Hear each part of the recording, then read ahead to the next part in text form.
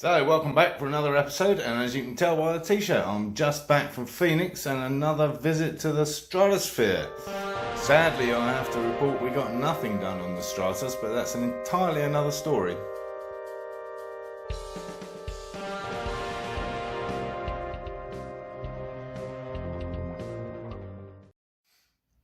So, first off, this yoke sticker, protective pad, whatever you want to call it, turned up. It's not bad. It didn't actually fit. I had to cut it.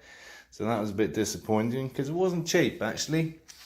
Still under my 20 bucks, obviously, but yeah, that's quite a lot for that. And talking of cheap, I'm not going to get those new brake lines after all. Contrary to what I said, they were rather expensive. They were. It was 129 bucks, which is probably not a lot of money, honestly, for brake lines, braided brake lines. But that's front and rear.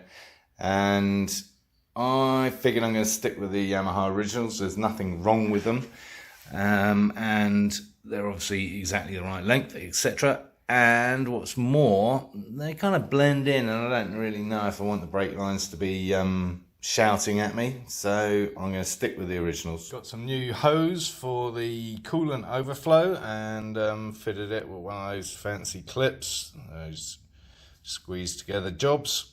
That's nice because the original, so this is what they supplied, which is obviously a little bit lacking in length, and this is the original, the black one, and that is a little too narrow for the fitting on the tank itself, this boy.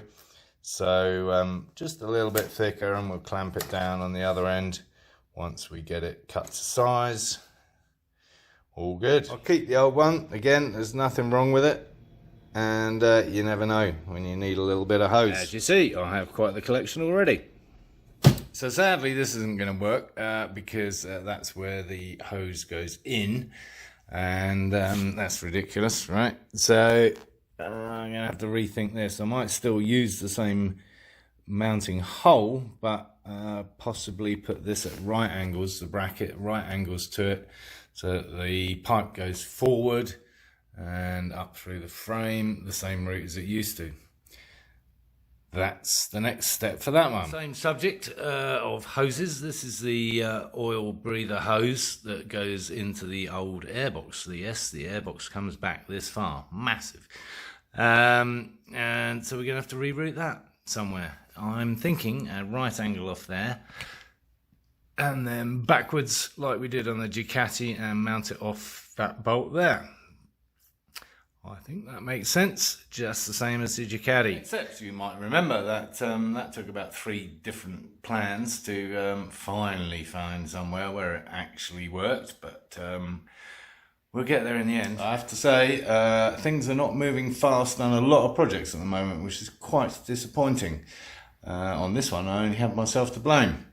The Ducati should be finished, but I still haven't got the seat from Derek. Funny that. And there we have it. Actually, this is the mount that I first tried out on the part of the MV Augusta Speedo mount.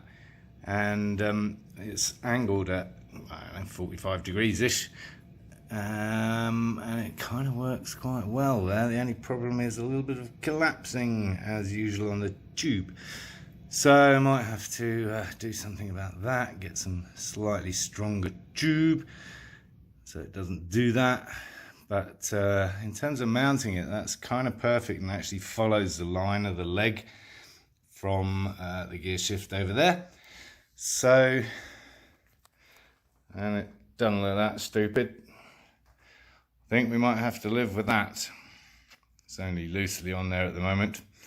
I shall live with it for a little and see what I think. Back to the water coolant, and I've solved the problem of the kinky pipe. I'm actually using, would you believe, I think you would, an old pipe from a redundant dishwasher, one I broke earlier. Yes, probably washing car parts in it. And braided steel pipe, very nice. Hot tip on cutting this stuff: I use the angle grinder and a little bit of tape, and it stops it fraying, because it's a real bastard when these little bits of stuff poke you in the finger. They're super sharp. And there it is with the tape off, and you can see minimal frayage. I don't know if I even need to clamp that on. It's pretty tight. I might. Oh, all right then. There you go, job done. Yes, that's altogether more sexy, and kinkage has been taken care of by the braiding. Lovely. I'm very happy with that, and I have plenty of scope for where it connects to. Yes, I'm obviously going to chop that once I put the radiator back in, and that's a long way off. Still on piping and hosing and redirecting the exhaust, for want of a better word, that used to go to the environmentally friendly unit. Yes, so what I was going to do was actually repurpose it itself. How recycling of me. But so whilst that fits on that pipe that I just happen to have kicking around, which lovely comes around here and deposits whatever into the atmosphere, shh, don't tell anyone, and that fits beautifully. So the idea was that I'd work out a way of getting this one to marry up with that this one to marry up with that bottom one there, and then just join this one up nicely. But of course this is a different aperture, yeah, typical, and more than that, it's really kind of brittle and thin, and it's only carrying air and vapor, so it doesn't have to be super. So that's not going to work, and that's kind of frustrating. But if you remember rightly, there were some other right angle bits that I took off, which married all this stuff up to the front, up here, and yeah, so I'm going to try some of that. Because we do like recycling and we do like the environment. Obviously that bit fits on there because that's what it came off in the first place. It's whether it fits down here onto this sufficiently tight, but again, it doesn't have to be bustingly tight. I don't think there's a lot of flow through there. I may be wrong, it has been known. So as you can see, well, you might not be able to tell, but the one on the left is what I just took off, and that's a little bit smaller than the boy on the right. So I'm going to do something a little unconventional, which is used in radiator stuff, and I'm actually going to sleeve the bigger one with the smaller one so it fits on one end nicely, and then at the other end it's big enough to fit on that three-way kind of T-joint that isn't a T. Because again, they're only held in place with these guys, which are not super tight, right? So it doesn't matter if there's a bit of leakage because it's only air and vapor leaking to atmosphere. I don't think it's a problem. Again, could be wrong. Alright, so now you get the general idea, right? So that now fits back on where it came from, at least the inner bit does, and then the larger tube will fit onto that T that isn't a T. Alright, well that didn't work because with that in place there wasn't enough flexibility to get it over the receiving metal pipe, and with this boy in their equation as well, yeah, all too much. So we're going to go conventional, just tighten this up. And despite the array of various sizes, of course none of those is quite right for the job. They're all just quite a lot bigger or just a bit too small. These would do it, but I don't really fancy the idea of breaking it off if I ever have to. Never mind, we got some of these. Let's see if these work. I would say that one's perfect. It was a tight to get on there, and of course this is baggy on what we're going to put it on. Loose. And yeah, that means we got plenty of scope for tightening. Have you noticed the problem? Yes. There's two ways you can put these on, obviously, left or right, effectively, clockwise or anti-clockwise, and I thought, well, I'll put it on the inside because that will give me more access to tightening it up, but of course it won't because that's in the way. So I'm going to have to try it the other way. There's not much room. It's one of those days. Why does everything have to be so challenging? Otherwise known outside of political correct speak as bloody awkward. Totally bloody awkward, because now that's going to screw into the frame and twist the pipe and everything else, so that ain't going to work either. It's alright, I lied. I had a conventional hose clip that works perfectly. So that's kind of good. That's all kind of good over here. Ready? Like that.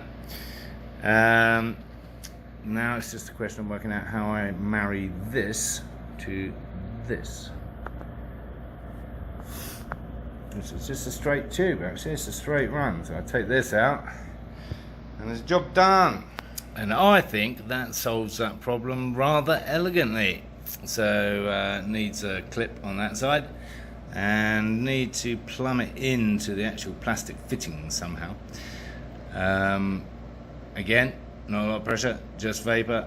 I'm thinking some kind of sticky stuff, not Bondo, maybe some JB Weld, something like that.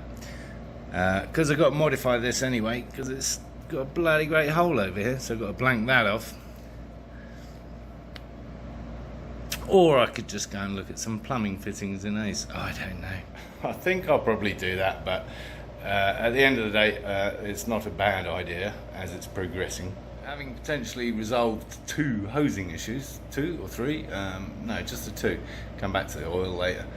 I'm going to do something different, but along the same theme. Yes, I'm back on the rear brake reservoir, and I am investigating that bolt hole in the rear seat frame as a possibility, but what I need to do, because that's kind of neat and tidy, I think it might have to mount the other way around so that it's to the right side of the bolt as we're looking at it, but I think it's a distinct possibility. I'm just using bits and pieces that I've got kicking around, and I happen to have this plastic spacer which isn't quite long enough, and that's that bolt off the MV Augusta. What I need to work out is that cable and how that sits with the under tray that I've made for the rear seat mount where the batteries are going to live. Again, it's all about how these things work together or not, as the case may be. I might just have to drill a hole in it. I can do that. If I had a buck for every time I did something up and undid something, I'd have $237.50. Which reminds me, before I get too carried away with this wonderful solution that I've come up with down here on the emissions stuff, I need to make sure that's not going to get in the way of my marvellous ECU mount. Otherwise I'm going to have to rethink that all over again. Alright, one thing at a time. My mind is racing from one problem to the next. And yes, they're problems, not challenges. Yes, the battery could sit in the middle and that would be a bit tight there. But it could sit to one side, which is probably a better idea. And something could wedge it in there, and that could sit there comfortably with just a small hole through the back, round about here. Yeah, no fancy arrows this time, just a finger. So that could work. That's a result. Well, what is in the way up front, switching gears again, is the chain that's holding the whole bike up. Yes, so I can't really tell for sure, but I'm pretty confident that that tray will be okay, because it was kind of at the top of these boys and that's kind of below them, so I think that's going to be alright too. Bloody right. And yes, where's my brother-in-law when I need him? I need to do that throttle cable. Cables, hoses, pipes, tubes, wires. So I thought for blanking off that massive hole on the underside of this, I'd use that plastic, the same plastic I used for the tray at the bottom of the frame for throwing all the electrics in. And it's kind of difficult to work with, honestly, because it melts quite quickly if you start using the wheel or whatever. So I'm going to have to finish it off by hand. Yeah, you can see basically fits there beautifully. Finally, second attempt, obviously. And using the original screw and bolt combination, because that slots nicely into that, whoa, that holder there that's now in focus. and just a little bit of red gasket gunk for good measure to make that reasonably airtight. I really don't think it's going to be a big issue, but yeah. Oh, I think that's more blocked off than a toilet at Glastonbury. So I think I'm going to leave you with that charming thought and call it a day for this episode. We'll be back to hook up the throttle cables and more. So thanks for watching. Do subscribe if you haven't already, and follow us on Facebook and all that stuff. And encourage others to watch my lunacy. See you next time.